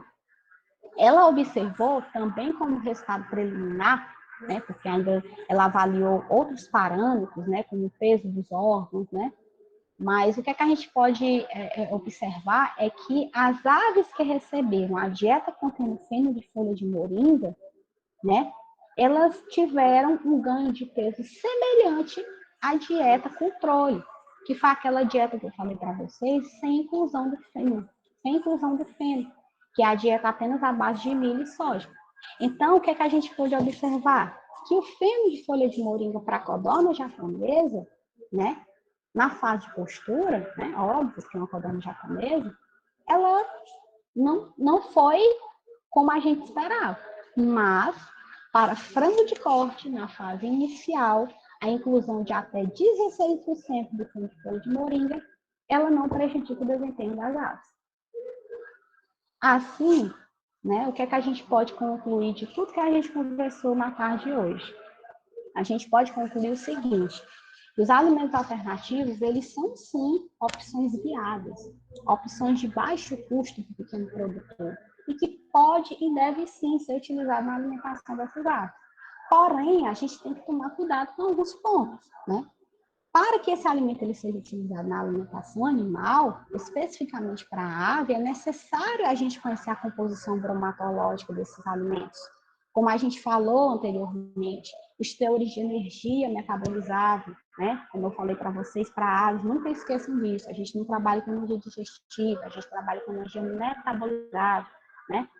Então, quando a gente vai trabalhar com alimento alternativo, a gente tem que conhecer a composição bromatológica desse alimento, os teores de energia, teores de proteína, né, de gordura, de fibra, fatores antinutricionais desse alimento, né? E outro ponto também bastante interessante que a gente tem que ficar atento é que é o seguinte, para a utilização do alimento alternativo, é necessário saber para qual espécie será fornecido ou oferecido esse alimento, uma vez que pode proporcionar resultados diferentes. Foi como que a gente pôde observar nessas duas pesquisas que eu trouxe para vocês.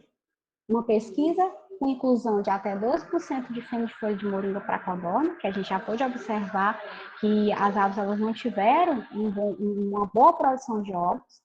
Já quando a gente vê a inclusão de até 16% de feno de folha de moringa para fase inicial de frangos de corte da linhagem de pescoço pelado, elas tiveram um bom desempenho. Era isso que eu tinha para conversar com vocês, gente. Obrigado. E eu fico aqui à disposição para vocês. Obrigada. Bem, então, muito obrigado, Evilene, pela sua ótima apresentação. Foi muito esclarecedora para a gente. A questão de mostrar essas opções que nós temos e que podem ser utilizados, né? Tentar aproveitar ao máximo esse tipo de alimento por conta, né, do alto preço dos alimentos tradicionais. Está fora da realidade o preço que o milho e a soja vem sendo comercializado atualmente, então tem que cada vez mais pesquisar e buscar realmente essas fontes alternativas para poder manter a criação sustentável economicamente, né? Porque do jeito que está ficando cada vez mais difícil para os produtores manterem sua produção. Então, temos algumas perguntas aqui. A Vitória, ela foi anotando. Vitória, você pode repassar as perguntas, por favor? Ok, boa tarde. A primeira pergunta foi do Erasmo Rússio. Ele perguntou se ele pode usar na alimentação das aves ração derivada de sangue e carne. Assim, como eu falei para vocês, né? A gente trabalha com farinha de carne e ossos, né? Ela é uma fonte muito grande de cálcio, né? De fósforo. Só que para ruminante a gente não trabalha, quando a gente está formulando ração, a gente não trabalha com isso. Eu não sei se vocês viram, mas teve aí algum tempo, um bom tempo atrás, aí, um decreto, né, de proibição do uso da farinha de carne e ossos para ruminante, devido a algumas doenças que foram provocadas na época, dentre elas o mal da vaca louca. Mas para aves, né, até então a gente sabe, né, por exemplo, apoedeiras, né, a gente vê muito a utilização, quando está ali formulando a dieta para ave, você inserir a farinha de carne e osso como fonte de cálcio e fósforo. E ela tem sido bastante viável. Aí tem que, né, quando for formular, observar os níveis que você vai incluir dessa farinha na dieta, mas para aves ainda vem sendo utilizado, mais especificamente para apoedeira, entendendo? Agora, para ruminantes, a gente não trabalha, certo? Devido a essa proibição, devido às doenças que surgiram a partir da inclusão dessa farinha de carne e ossos na dieta desses animais. Agora, assim, para aves a gente trabalha ainda, mais especificamente para apoedeira. A próxima é a do Neilton Bezerra. Ele perguntou se as vagens e sementes da moringa têm algum valor nutritivo ou apenas as sementes e galhos. Pois é. Na literatura e nos trabalhos que a gente vem buscando informações, até mesmo para a gente poder trabalhar com esse elemento alternativo no nosso experimento, na literatura, quando a gente busca informação da moringa, a gente não vê nenhum trabalho falando sobre os teores de nutrientes de vagem de semente. O que a gente vê de altos teores de nutrientes, em termos de proteína, em termos de energia, é os galhos e folhas, né? Mas, assim, como eu falei para vocês, todas as partes da moringa, ela é aproveitada quando a gente ali vai fazer o feno, mas ela não tem tanto valor nutricional como a folha. A folha, gente, da moringa, ela é muito rica, né? Até mesmo na parte humana, né? Tem chá, tem aí um monte de coisa que eu não sei muito, mas para aves, a folha da moringa, a folha dos galhos, elas têm teores bem significativos de proteína, né? E também tem aminoácidos, né? De aminoácidos essenciais para aves, que eu até falei na apresentação, que é metionina e cisteína. Então, assim, na literatura, o que é que a gente vê? A gente não vê muito falar sobre semente, vagem. O que a gente vê de importância em termos de nutriente é a folha e galhos. Outra pergunta do Erasmo Russo. Ele pergunta se é utilizado o bagaço da fruta ou da folha da acerola. Pois é, da acerola a gente vê muito também, como eu falei para vocês, nos experimentos que a gente vê, é o bagaço, né? A folha a gente não vê muito, porque o que vai ter uma grande quantidade de nutriente vai ser o quê? O bagaço. O bagaço, né? A partir do processo aí da fábrica, do processamento da acerola, né? Retira o suco, né? Aí tem os métodos aí, não sei se é prensagem, enfim. Mas aí tem o suco e sobra os resíduos, né? Aí o resíduo qual é? É a polpa, a semente e as cascas. Aí a gente vê que esses resíduos é que passam aí pelo processo térmico, né, que eu falei para vocês, são expostos ao sol, e a gente utiliza como fonte de nutriente. Já a folha pode até ser que ela tenha algum valor, mas não tanto como os resíduos, que é a semente, entre a polpa e entre as cascas. Agora eu tenho 3 perguntas, só que eu vou tentar resumir em apenas uma. Por exemplo, eu tenho uma horta e eu quero utilizar as hortaliças, por exemplo, o alface, para alimentar elas. O excedente, o que eu não consegui vender, e uma formulação. Já foi 2 perguntas. Em uma formulação, eu posso misturar mais de um componente, por exemplo, eu posso misturar o resíduo da goiaba e a polpa do caju? Pronto, Vitória, é o seguinte. Você tocou em 2 alimentos importantes que pode ser incluído na dieta. Agora é o seguinte, você falou acerola e qual foi o outro? A polpa do caju e da goiaba. Da goiaba, pronto. Também pode ser incluída a acerola. Pronto. A questão não é nem poder ou não poder utilizar, é questão de equilibrar os níveis de nutrientes, né? Porque às vezes eu estou trabalhando com 2 alimentos que eles vão fornecer, por exemplo, quantidades bem elevadas de gordura, quantidade bem elevada de fibra. E aí, eu estou falando para aves, né? Não é muito minha área a parte ruminante, mas assim, quando você vai oferecer 2 alimentos desses importantes, você tem que primeiro avaliar a composição química desses alimentos e equilibrar a tua dieta. Porque às vezes tu vai oferecer 2 alimentos que eles têm altos teores de energia. E aí vai acabar prejudicando o desempenho dessas aves. Então, assim, a Edilene pode utilizar? Pode. Mas aí na hora que tu for formular a tua ração, né, tu tem que equilibrar os níveis para não ter nada a mais. Tá entendendo? Para que a quantidade da polpa, da goiaba e da acerola, elas estejam em quantidade que não venha a prejudicar o desempenho desses animais. É como se eu estivesse trabalhando, Vitória, né? É como se eu estivesse trabalhando com 2 tipos de feno. Eu quero incluir, sei lá, 50% desse feno da folha da mandioca, e eu quero trabalhar com feno da folha de moringa. Eu tenho que primeiro observar a composição bromatológica desses 2 fenos, e aí quando eu for formular a minha dieta, eu tenho que, quando eu for formular, fazer com que equilibre a quantidade de nutrientes. Não passe da quantidade que equivale para o animal, né? Em relação de teores de nutrientes, teores de energia, de cálcio, de fibra, você está me entendendo? Porque aí, se eu trabalhar com esses 2 alimentos em quantidades elevadas, ou seja, vai acabar que prejudicando o desempenho dos animais, porque vai estar em níveis maiores do que o que a gente pode utilizar para as aves. Deixa eu fazer outra pergunta que surgiu agora. Esse raciocínio, ele é levado em conta também na mistura de alimentos alternativos energéticos e proteicos ou não? Sim, sim. É como se eu estivesse trabalhando, Vitória, com 2 alimentos proteicos. Você vai ter que equilibrar os teores de proteína, até quanto eu posso trabalhar com esse nível de proteína para, sei lá, para codorna ou para galinha caipira. Eu posso trabalhar até tantos por cento de proteína para esse animal. Então, eu vou equilibrar o nível desses 2 alimentos para eles poderem entrar em quantidades equivalentes, para não vir oferecer a mais do que aquele animal pode. Isso serve a mesma coisa com alimento energético.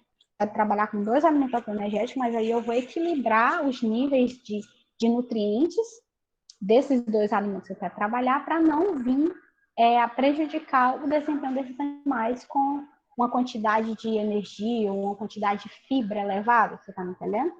Isso funciona tanto com o alimento proteico como com o alimento energético. O alimento, isso, é energético como proteico. Entendendo? É o mesmo raciocínio mesmo, tá certo.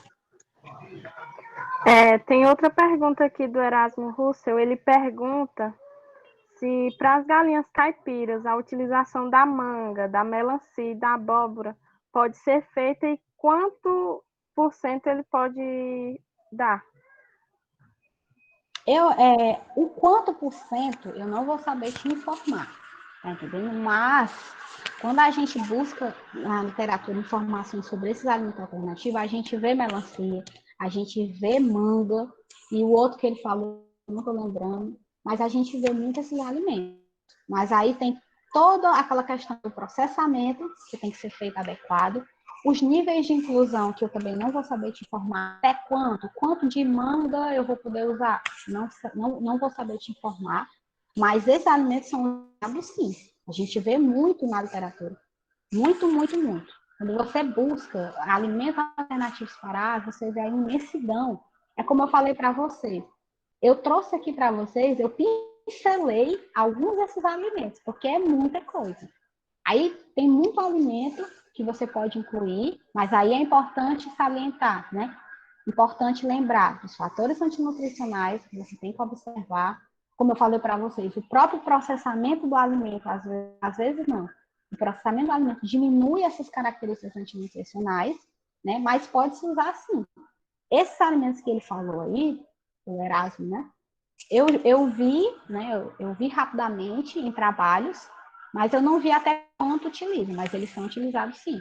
Mas aí é importante só levar em consideração a composição de nutrientes de cada alimento desse, levar em consideração os fatores antinutricionais de cada alimento dele, se tem, se não tem, os teores de fibra e como também os teores de energia, que no caso para aves é energia metabolizada, mas usa sim. Até quanto, eu não vou saber te informar, mas usa sim. Principalmente para caipira, viu? A gente vê muito esse tipo de alimento que você relatou para frango caipira. Mais uma pergunta minha. Eu já vi casos de produtores, geralmente na criação extensiva. Não, extensiva não, na semi ou por exemplo, num local cercado, Eu sei. oferecerem resto de hortaliças como alface e também o caso do bredo, que é uma hortaliça punk. Eu não conheço. Correto ou não? Esse último aí que tu falou, o bredo, né? Eu não conheço. Não vou mentir para você, eu não conheço. Mas fornecer hortaliça, o que sobra, não tem problema algum. É uma fonte verde, né? É uma fonte de alimentação verde para o animal, não tem problema. Eu trabalhei uma época na Caritas, uma instituição aqui em Sobral, que a gente estava inserido dentro de um projeto da agricultura familiar, né? E aí, quando a gente ia fazer a visita aos produtores, a gente via muito isso. Os produtores, eles tinham ali uma horta, né? Aí eles retiravam ali os alimentos deles e o que sobrava, né, que eles já não iam mais vender, eles davam para aves e não tinha nenhum problema, né? Vocês podem até observar, essa sua pergunta, que as aves caipiras, que elas recebem essa fonte verde, você pode prestar atenção que a gema do ovo delas é bem avermelhada, não é isso? Diferentemente das aves ave de granja, que é alimentada com milho e soja. Essas aves caipiras, por receberem na alimentação delas esses verdes, que vai ter muito carotenoide na alface, nesses componentes verdes, a gente vai ver que a gema do ovo dela é bem laranjinha, né? Aí tem produtor que diz assim, mas o que serve mesmo é o ovo caipira. O bom mesmo é o ovo caipira, que não tem nada a ver, né? Até mesmo falando aqui para vocês a título de curiosidade. Tem produtores que eu já ouvi que só querem comprar ovo se for ovo de galinha caipira, porque alegam que o ovo, por ser a gema mais amarelada, ela vai ter mais nutrientes do que o ovo de granja, e isso não é verdade. A diferença que a gente vai ter do ovo de granja para o ovo caipira em relação à coloração da gema por conta da alimentação que a ave caipira recebe, né? Ou seja, a ave caipira ela está ali sempre circulando com um lado para o outro, comendo uma coisinha aqui, um resto de comida aqui, uma alface acolá. Então, ela come muito alimento que tem pigmentantes. E com isso, a gema do ovo dela fica mais amarelada.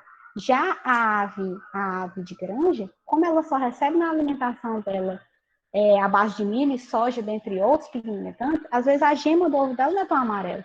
Mas isso não significa dizer que o ovo caipira tem mais nutrientes do que o ovo de granja. Isso não existe. É a mesma quantidade de nutrientes, os mesmos. O que vai mudar, vocês podem até pesquisar isso depois, o que vai mudar é a fonte de alimentação que cada uma recebe, que possui mais pigmentante ou não.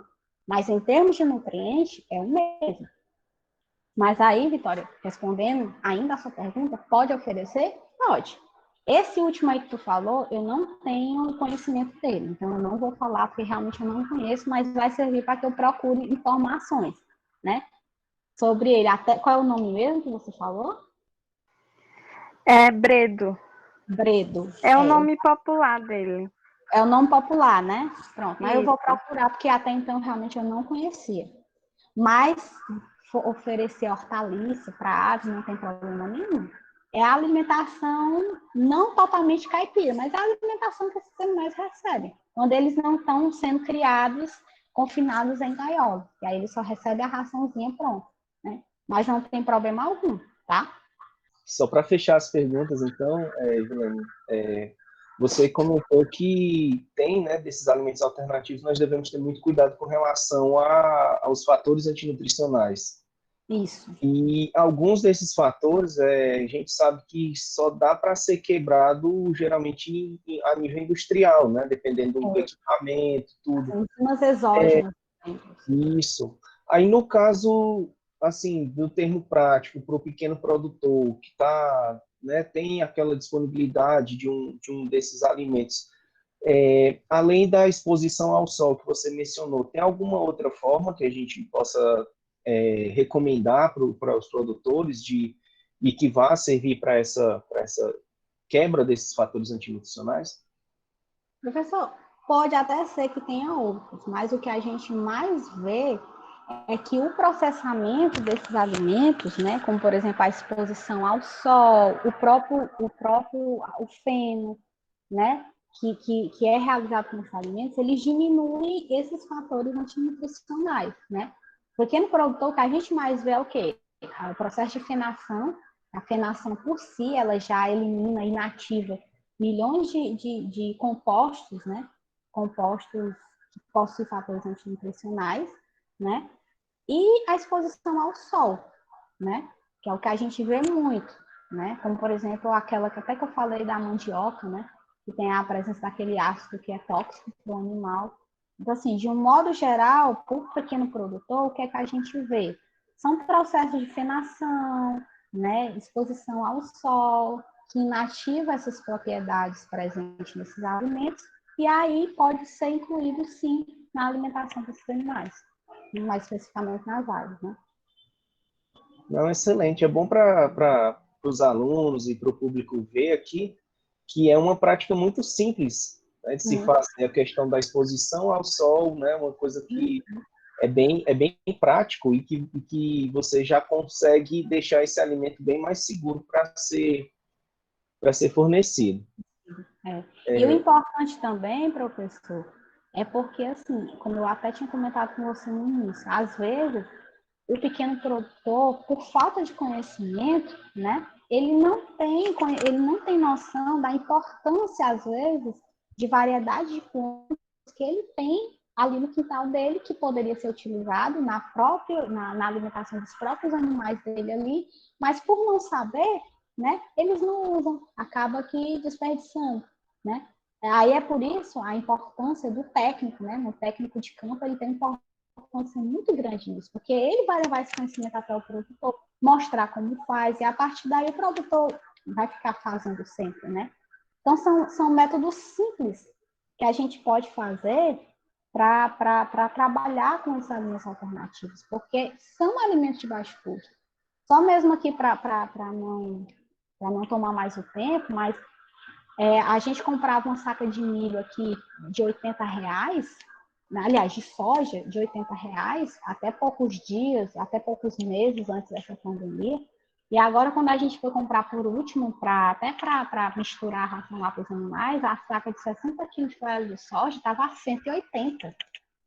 A gente comprava aí a R$ 80, ela está de 160, 180. A última vez agora estava de 170.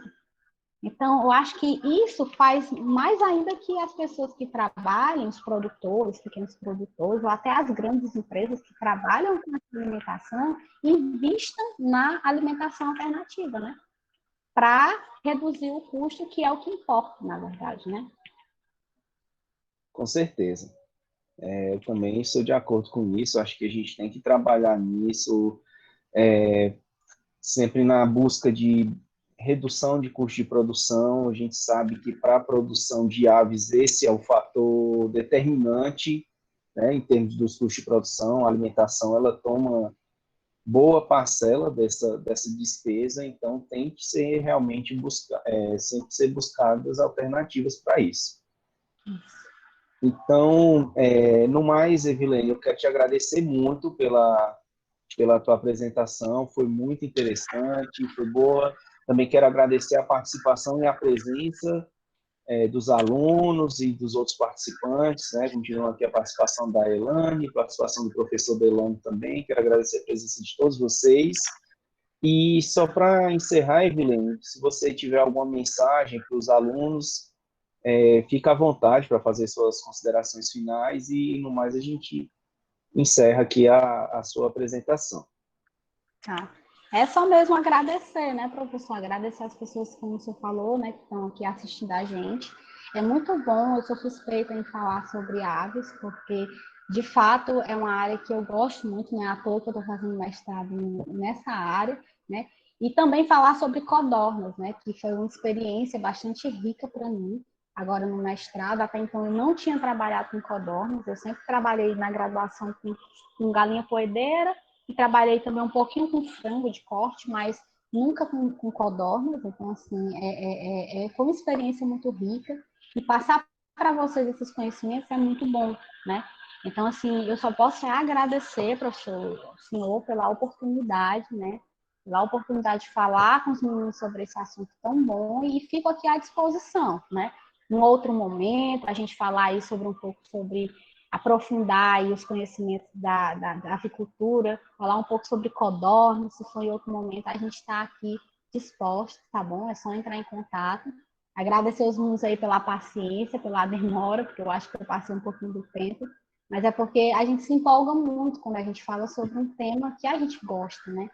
Então, isso é muito bom para mim. Dizer para eles também que caso eles tenham aí alguma pergunta, que às vezes tem vergonha de falar, de ligar o áudio, falar ou de escrever, mas aí eu deixei aqui no meu último slide, eu deixei aqui o meu contato, né? Meu contato aqui de WhatsApp, como também o meu e-mail.